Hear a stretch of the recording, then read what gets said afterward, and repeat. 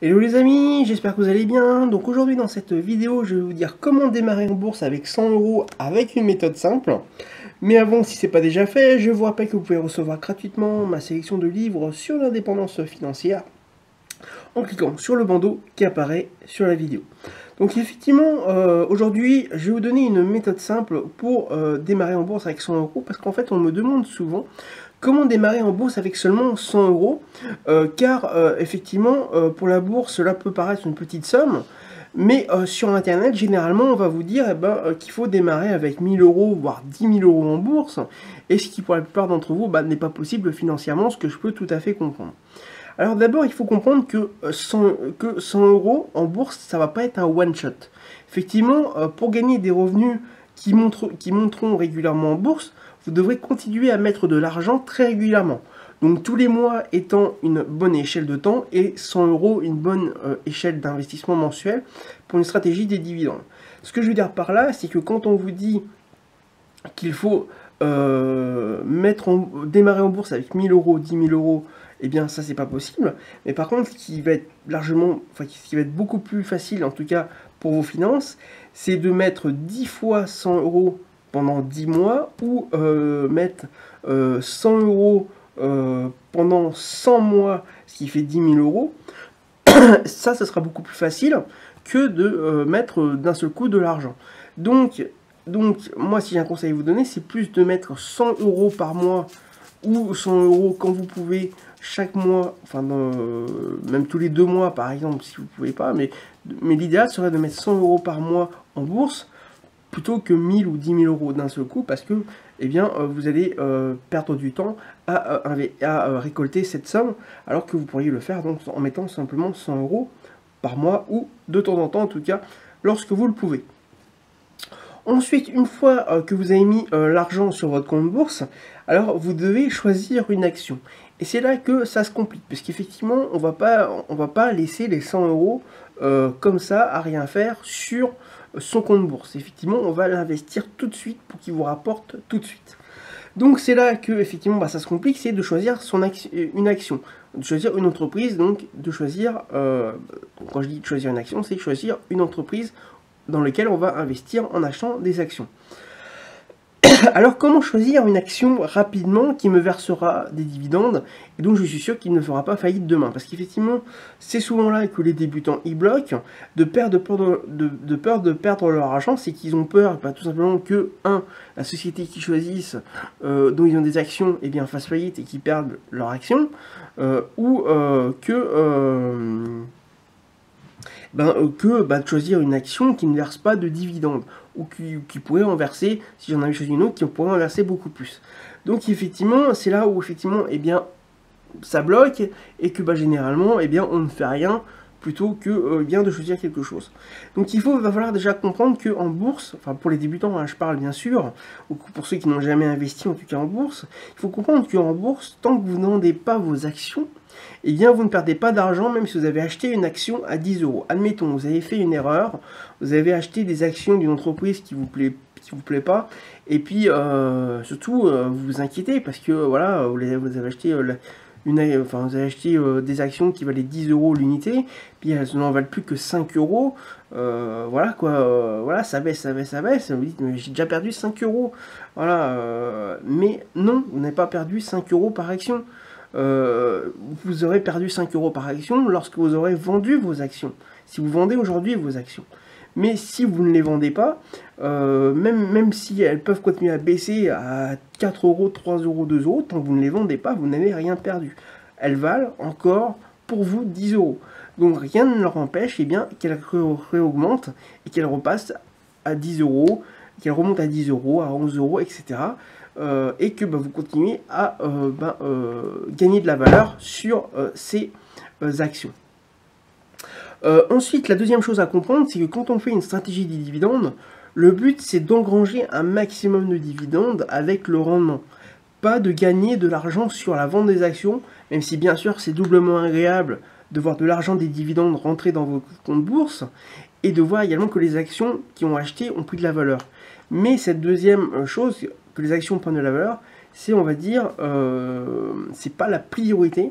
Quand on fait une stratégie de dividende, la priorité, c'est eh bien, d'avoir un très bon rendement de ces actions-là, et eh bien, de pouvoir eh bien, engranger un maximum de dividendes, et ensuite, si bien sûr, eh bien, les actions prennent de la valeur par rapport à votre coût d'achat, eh bien, c'est encore mieux, puisque là, vous êtes sûr eh bien, de gagner doublement de l'argent, puisque de faire une double culbute, comme j'ai l'habitude de le dire par moi-même, c'est qu'effectivement, eh bien, vous gagnez de l'argent 2 fois au lieu d'une seule fois, mais vous vaut mieux en gagner une seule fois par les dividendes, plutôt que eh bien, de ne rien gagner du tout, parce que les dividendes ne sont pas bons, ou vous n'avez pas de dividendes sur les actions, et que là, par exemple, eh bien, les actions baissent en plus.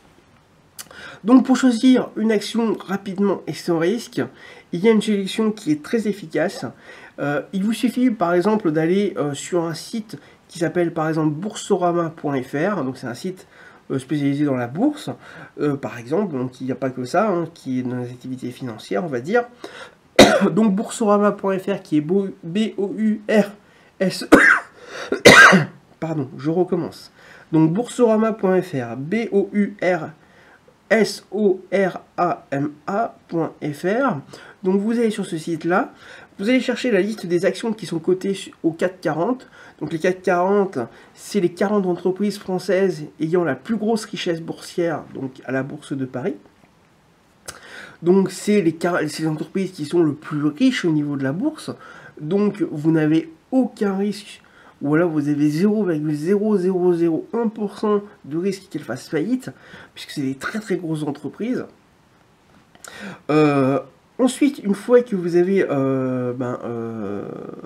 donc déjà, quand vous aurez déjà cette liste, vous connaîtrez sûrement déjà beaucoup d'entreprises, au moins de nom également leur activité principale, puisque comme je vous ai dit, c'est des très grosses entreprises, donc vous allez connaître forcément certaines de nom, vous allez en connaître également certaines de nom et leur activité, donc on va dire que vous connaissez à 50% ou 70% déjà, puisque à part les chiffres financiers, eh bien vous connaissez, vous savez déjà ce qu'elles font, et vous connaissez leur nom, donc si vous vous intéressez au minimum aux actualités, vous savez à peu près si elles sont en bonne santé ou mauvaise santé. Je prends un exemple par exemple, à l'heure actuelle, si on parle d'EDF, vous connaissez EDF, vous savez qu'elle fabrique notamment de l'électricité par les centrales nucléaires, et si vous vous intéressez aux activités, vous savez très bien qu'elle est en très mauvaise situation financière, puisqu'elle est criblée de dettes, et on se demande même encore aujourd'hui en 2017 comment elle va pouvoir financer bien tout simplement l'entretien de ces centrales nucléaires. Donc voilà, donc quand vous savez ça, vous savez 70% vous connaissez 70% d'une société qui est cotée en bourse. Donc voilà, après effectivement le reste c'est tout ce qui est chiffres financiers, chiffres boursiers, mais on va dire que vous connaissez une grande partie pour pouvoir investir donc dans les dividendes. Attention, je ne dis pas qu'il faut investir dans EDF, bien sûr c'était qu'un seul exemple. Donc une fois que vous avez cette liste, vous la classez donc ensuite, une fois que vous avez la liste des 40 sociétés qui composent le CAC 40, donc qui ont la plus grosse capitalisation boursière, donc la plus grosse richesse boursière, vous allez les classer par rendement, et cela va vous permettre de savoir quelles sont les entreprises, en tout cas celles qui distribuent, enfin les premières jusqu'à la 40e, qui distribuent le plus de dividendes par rapport à leur cours de bourse. Donc le rendement, c'est un petit peu comme les taux du livret A. Quand vous avez un taux du livret A qui est 1 à 1%, eh bien, vous savez que vous allez être rétribué donc 1% par an de ce que vous avez sur votre livret A. Hein, je simplifie. Eh bien, pour le rendement, pour la bourse, c'est exactement pareil que le taux du livret A. Si par exemple, vous avez un rendement de 8% par rapport sur EDF, ça veut dire que EDF va vous reverser 8%, enfin, EDF. EDF va vous reverser 8%, 8% donc de rendement par rapport au cours de bourse, au cours d'achat de vos actions. Donc voilà, donc effectivement, 8% c'est largement trouvable comme rendement par rapport au livret A qui est à 1%. Bon voilà, vous avez compris, c'est 8 fois plus important, donc c'est 8 fois plus intéressant d'investir en bourse lorsque vous avez un rendement de 8% que de 1%. Vous avez compris, il n'y a pas de souci. Et ensuite, eh bien, donc une fois que c'est classé par rendement, ça donc vous permet de savoir, comme je disais, de connaître les entreprises qui sont les plus intéressantes au niveau de la distribution des dividendes par rapport au cours de bourse.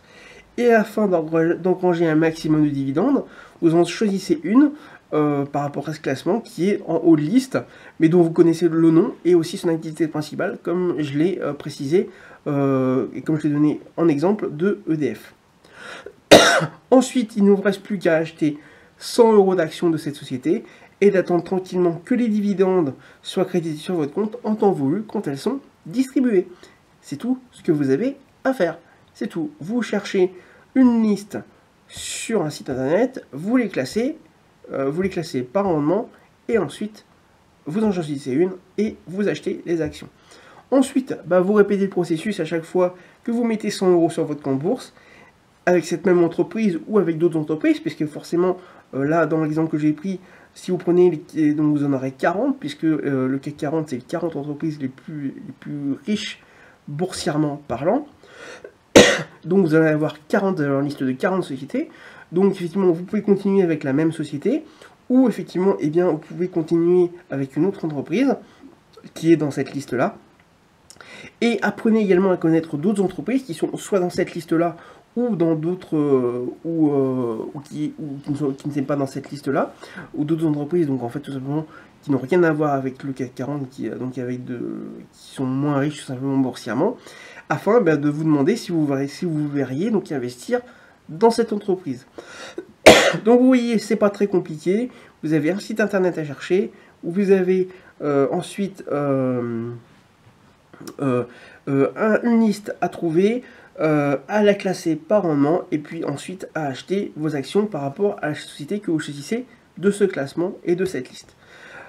Donc la seule barrière que vous avez maintenant, eh bien, c'est la peur de perdre de l'argent, peur de ne pas y arriver, peur de ne rien comprendre, et pourtant tous les jours vous perdez de l'argent en dividendes, car votre peur vous empêche de commencer. Effectivement, moi, pas tous les jours, mais tous les mois, je touche des dividendes. Et bien vous, tant que vous ne faites rien, eh bien j'engrange des dividendes que vous pourriez engranger également si effectivement vous pouviez faire cette méthode qui est très simple et qui vous permettra, sans vous prendre trop la tête, de pouvoir gagner de l'argent avec les dividendes. Donc c'est une des méthodes, il y en a d'autres que j'utilise moi également. Donc voilà un petit peu pour cette vidéo. Donc je vous rappelle, si ce n'est pas déjà fait, que vous pouvez recevoir gratuitement ma sélection de livres sur l'indépendance financière en cliquant sur le bandeau qui apparaît sur la vidéo. Également, n'hésitez pas à vous abonner à la chaîne YouTube en cliquant sur le bouton s'abonner qu'il y a sur la vidéo afin d'être prévenu également des prochaines publications de vidéos. Également, n'hésitez pas donc à me dire dans les commentaires si vous trouvez cette méthode très bien, si vous l'avez testée, si vous la testerez, et me donner vos résultats si, et bien sûr, vous avez utilisé cette méthode. Également, n'hésitez pas donc à liker la vidéo afin de me remercier des contenus gratuits que je vous donne ou si vous avez aimé cette vidéo. Également, n'hésitez pas donc à partager donc la vidéo afin qu'un plus grand nombre puisse connaître cette méthode simple qui est donc de démarrer en bourse avec 100 € et 100 € par mois dans cet exemple. Écoutez, je vous dis à très bientôt pour une prochaine vidéo.